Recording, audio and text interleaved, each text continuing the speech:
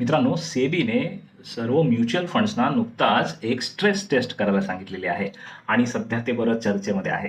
झालंय काय की गेल्या काही दिवसांमध्ये, इनफॅक्ट गेल्या वर्षभरामध्ये स्मॉल कॅपमध्ये खूप जास्त वेगाने इन्व्हेस्टमेंट होते आणि याला सेबीने फ्रॉथ असं म्हटलेलं आहे. म्हणजेच काय, फ्रॉथ म्हणजे फेस मधूनच बबल तयार होतो, जसा साबणाचा फेस असतो तसा.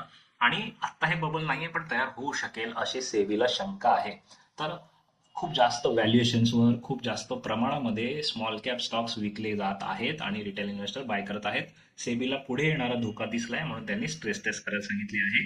या स्ट्रेस टेस्टमध्ये प्रत्येक म्युच्युअल फंडला दर 15 दिवसांनी हा रिझल्ट द्यायचा आहे की त्यांना त्यांच्याकडचे स्टॉक्स लिक्विडेट करायला, in case of stress situation, वाईट सिच्युएशन मध्ये लिक्विडेट करायला किती वेळ लागेल. 50% स्टॉकसाठी किती वेळ लागेल, 25% स्टॉकसाठी किती वेळ लागेल. जेवढी जास्त चांगली लिक्विडिटी आहे तेवढा तुमचा म्युच्युअल फंड चांगला आहे. या स्ट्रेस टेस्टचा रिझल्ट त्यांच्या वेबसाईटवर मिळेल, तो नक्की बघा.